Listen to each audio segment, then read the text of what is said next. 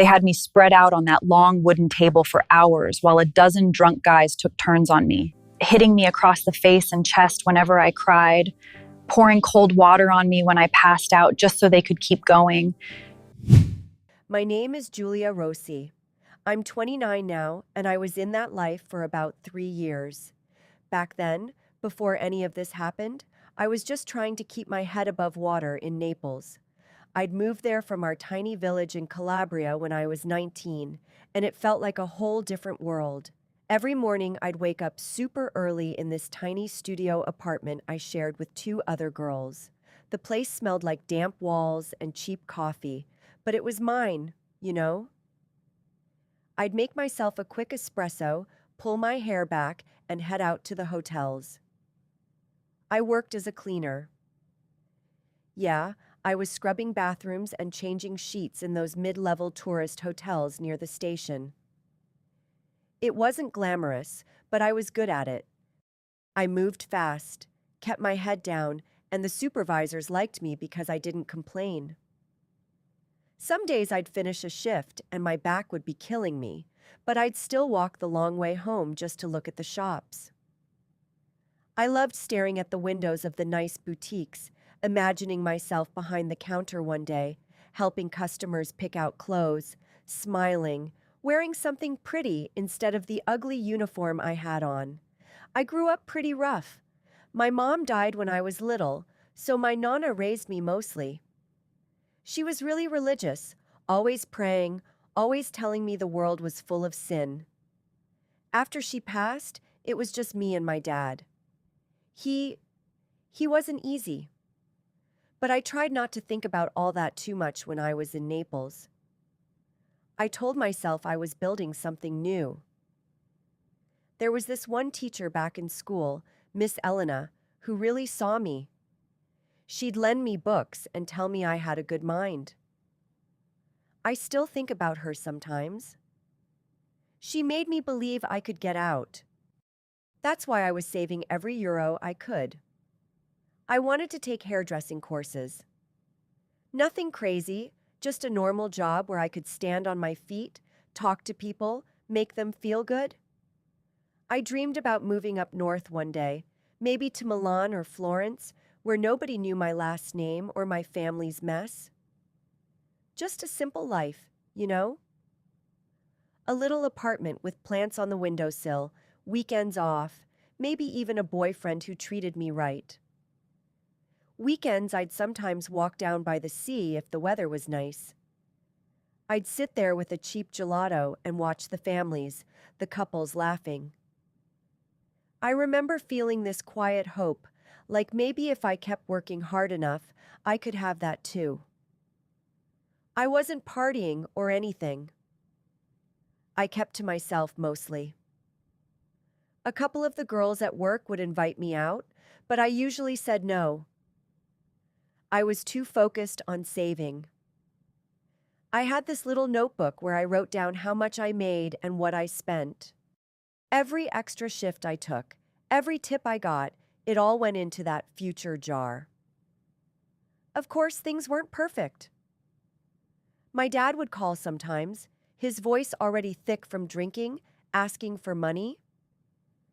I'd send what I could even though it left me eating pasta with just oil and salt some weeks.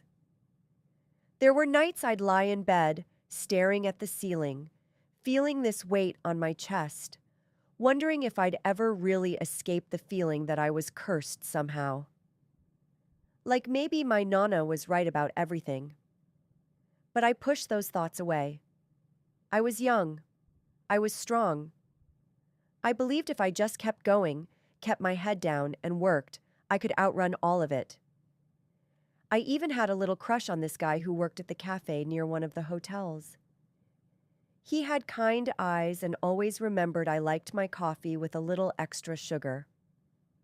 We'd talk for a minute when I had a break. Nothing serious, but it made me feel normal. Like a regular girl with a regular life ahead of her. That's who I was. Just Julia from the South, cleaning rooms, saving coins, dreaming about a better version of life that felt so close I could almost touch it. I had no idea how fast everything could fall apart. Things started to feel heavier, bit by bit.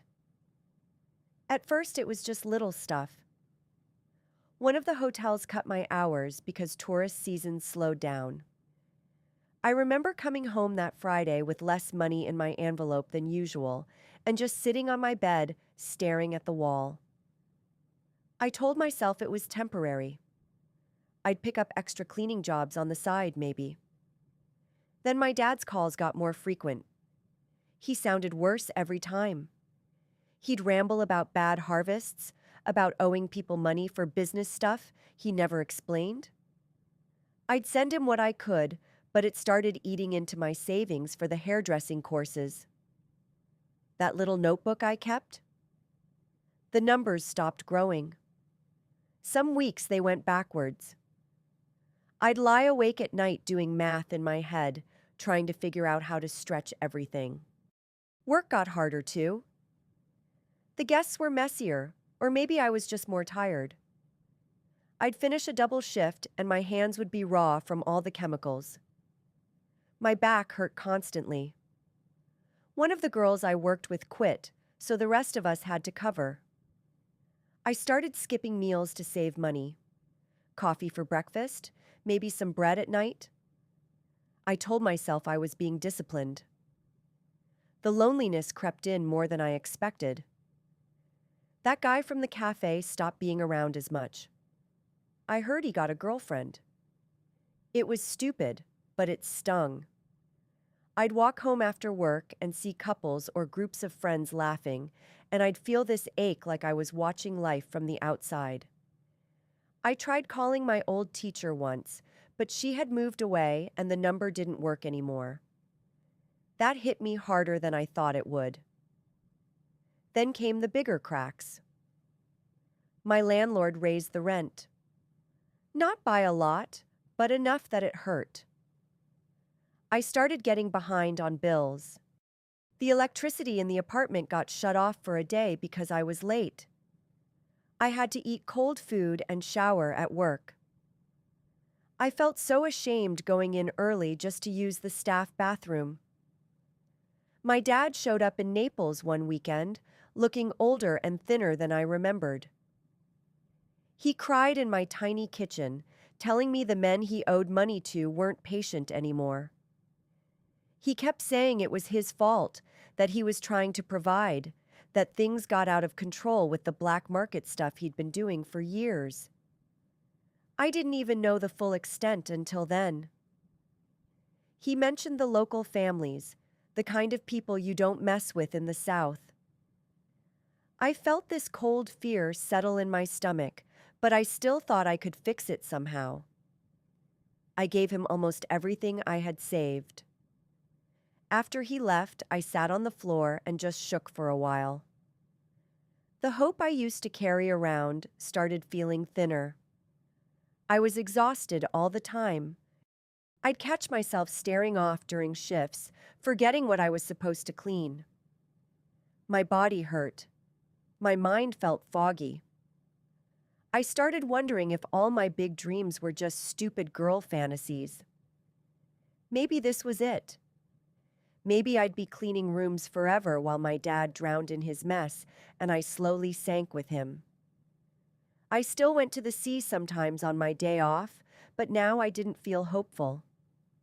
I felt scared. Like the ground under my feet was turning soft.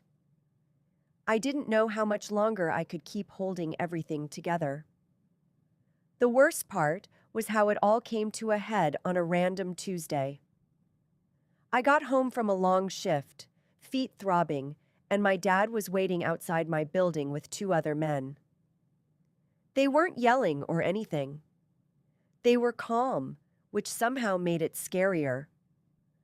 One of them looked at me like I was a piece of furniture and said something about how a pretty daughter could clear debts faster than any harvest. My dad just stood there crying, saying he was sorry, that he never meant for it to get this bad, that these people would hurt him, maybe worse, if something wasn't done soon. I told them no, flat out. I said I'd find another way, that I could take more jobs, that I'd borrow from friends, anything. They just shrugged and left, telling my dad he had a week. I slammed the door and threw up in the sink. I couldn't believe this was happening. For the next few days, I was like a crazy person trying to fix it. I begged my supervisor for extra shifts. I called every person I knew from the village who might have a little money. I even went to a church and sat there for hours, praying like my nonna taught me, asking for some kind of miracle. Nothing. The answers were all the same. People were struggling too, or they didn't want to get involved with the kind of trouble my dad was in. I barely slept. I kept thinking about my dreams, the hairdressing courses, the little apartment up north. It all felt so far away now. I hated my dad for putting me in this position. I hated myself more for still caring what happened to him. He was all I had left, even if he was broken. The thought of them killing him or hurting him so bad he wished he was dead. I couldn't carry that. Not on top of everything else. I remember sitting on the floor of my apartment at like 3 a.m, surrounded by bills and that stupid little savings notebook. I kept telling myself I was strong, that I could do anything for a short time if it meant saving my father and then going back to my real life. It wouldn't define me. It would just be something I survived. I cried so hard my eyes swelled up. I felt disgusting even thinking about it. But the fear for him was bigger than the shame in that moment. When the men came back, my dad was with them again, looking like a ghost. He got on his knees in front of me and begged. Real tears. The kind I'd never seen from him before. He said it wouldn't be forever, just enough to make them whole. He swore he'd change after. I stood there for what felt like forever, my heart pounding so hard I thought I'd pass out. Then I heard my own voice, small and shaking. Okay, I'll do it. The next evening a car came for me. It was a black Mercedes, nothing flashy, but it felt wrong the second I got in. The driver didn't say much, just handed me a bottle of water and told me to relax. We drove for about 40 minutes to a quiet residential area on the edge of Naples. The building was one of those modern apartment blocks, clean and anonymous with potted plants by the entrance. I remember my hands were sweating so bad I wiped them on my jeans the whole ride. A woman in her 40s met me in the lobby. She had nice hair and spoke softly, like she was trying to be kind. She said her name was Carla and that she handled arrangements for girls who needed to make money fast. She took me upstairs to a clean, modern apartment on the 5th floor. There was a big living room with leather couches and low lighting. She explained the rules quick. 1 hour, protection always, no rough stuff, and I'd get paid right after. She said the client was a regular, a businessman, nothing to worry about. Then she left me there with a glass of water and told me to freshen up in the bathroom. The man was already waiting. He was maybe 50, wearing a white shirt with the sleeves rolled up, smelling like expensive cologne. He smiled when he saw me, said I looked nervous and that it was okay. It was his first time with someone new, too. We sat on the couch and made the most awkward small talk. He asked where I was from, if I'd done this before. I lied and said no. He laughed a little and said he liked that. After a few minutes, he stood up and nodded toward the bedroom. The room had a big bed with white sheets and a window overlooking the city lights. I remember the hum of the air conditioning and how cold my feet felt on the tile before I got on the bed. The intimate part happened fast. It felt mechanical, like my body was there, but my mind was somewhere else watching from far away. He wasn't mean. He finished, cleaned up, and checked his watch. Afterward, he seemed almost embarrassed. He put the money in an envelope on the nightstand, a thick stack of euros, and said I did good. I got dressed as fast as I could without looking at him. Carla was waiting in the living room when I came out. She counted the money in front of me, took her cut, and handed me the rest. It was more than I made in 2 weeks cleaning hotels. The same driver took me home. The city lights blurred past the window, and I just stared at the envelope in my lap. My body felt sore in new ways. My mind felt numb. When I finally walked into my tiny apartment and closed the door, I sat on the floor still in my jacket and realized nothing would ever feel the same again. I had crossed a line I couldn't uncross. The first few months were a total blur. The money hit different. After that first night, I paid off a big chunk of my dad's immediate debt. The creditors left him alone for a while. Suddenly, I had cash in my pocket that didn't disappear by the middle of the month. I paid my rent months ahead. I bought real groceries instead of just pasta. Little things felt huge. Carla started calling me more. At first, it was once or twice a week, then more. The clients were mostly older guys, businessmen, guys in town for conferences. Some of them barely wanted sex. One guy just wanted me to sit with him in his hotel suite in a nice dress while he talked about his divorce. He ordered room service, steak, wine, chocolate cake, and tipped me extra just for listening. Another one took me to a rooftop restaurant with views of the bay. I sat there in a black dress I'd bought the day before, eating food that cost more than my old weekly salary, thinking, I can't believe this is my life now. I started dressing better. Nice jeans, good shoes, a leather jacket that made me feel like someone else. I moved into a better apartment, still small but with big windows and a balcony. No more sharing with roommates. I'd come home after a night out and stand on that balcony smoking a cigarette, looking at the city lights, feeling this weird mix of powerful and empty. There were strange moments too. One client flew me to Rome for the weekend. Business class. I'd never been on a plane before. He bought me shoes and a bag I didn't even ask for. On the flight back, he casually told me about bribes he paid to get permits for his construction projects. I just nodded like it was normal conversation. Another guy wanted me to pretend to be his girlfriend at a private dinner with other rich men. I sat there smiling while they talked about things I didn't understand. Offshore accounts, favors, women. I overheard stuff that scared me a little, but the money kept coming. The boundaries moved so quietly, I barely noticed.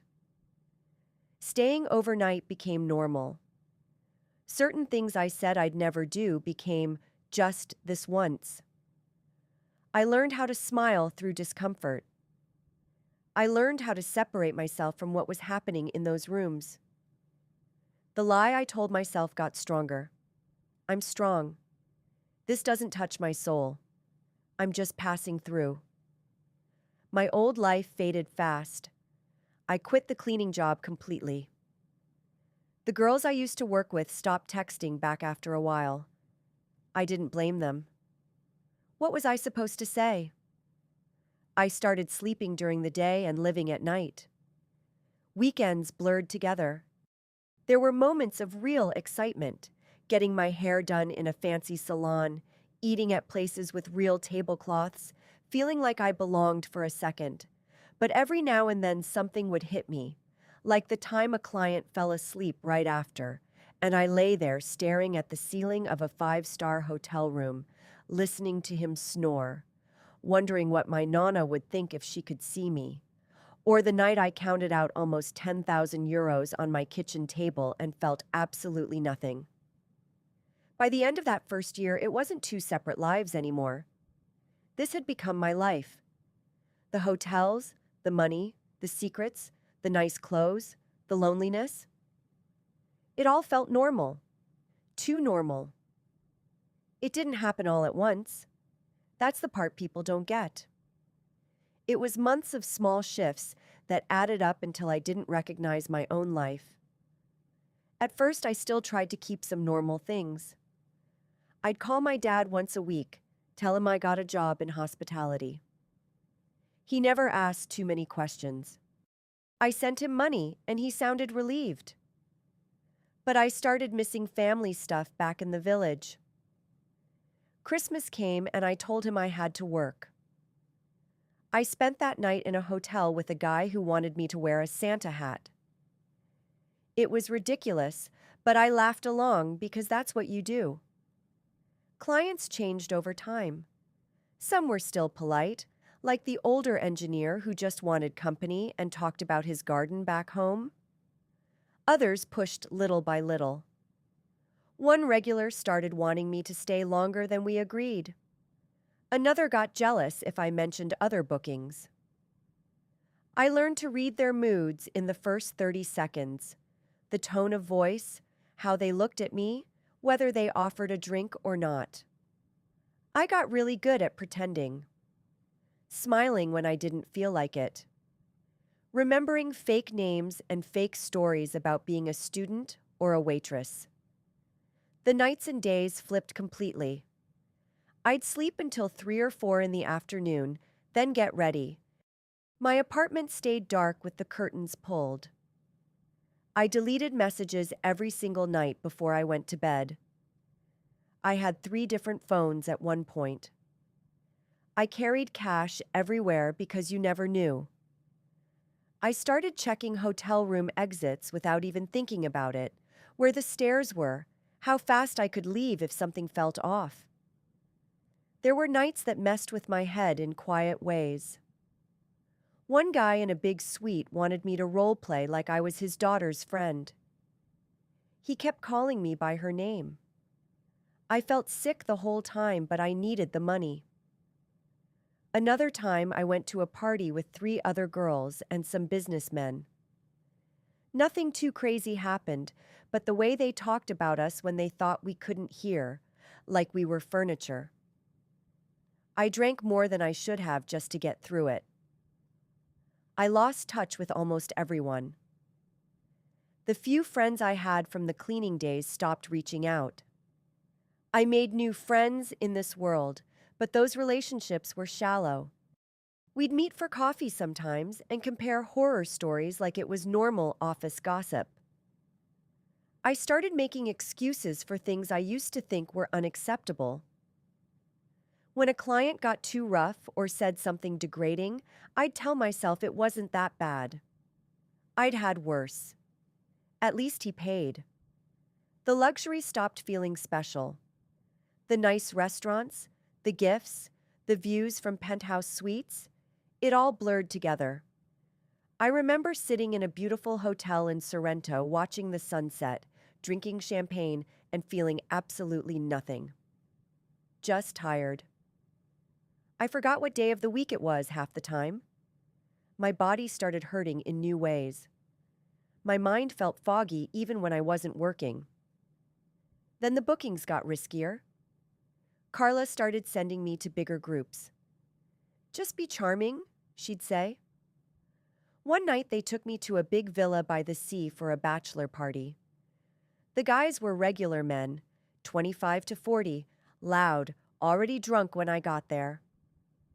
They said it was all fun, just a celebration. At first it was stupid games, truth or dare, lots of laughing. Then it changed. They got aggressive. They kept me there for hours.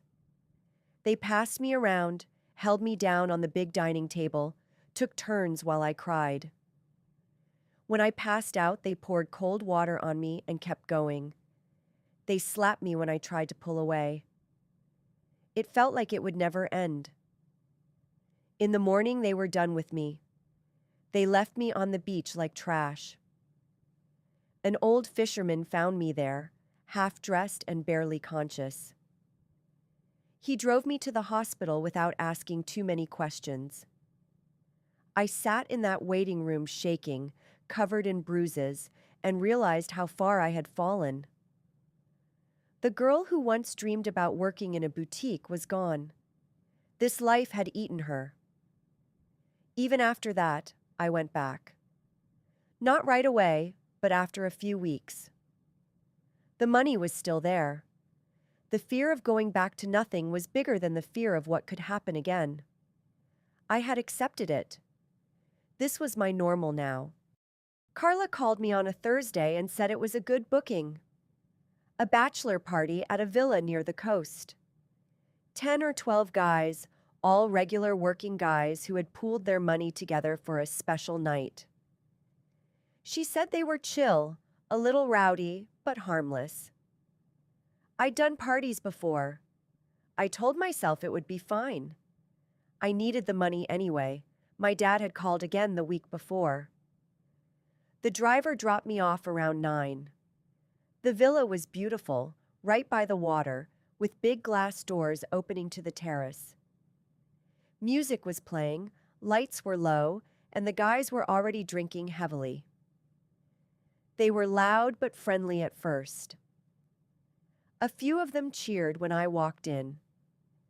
The groom-to-be was maybe 30, already pretty drunk, with his arm around me saying how happy they were I could make it. They offered me a drink. I took a small one. We started with truth or dare, sitting around the big wooden dining table. It was stupid stuff at the beginning, kissing cheeks, taking shots, telling embarrassing stories.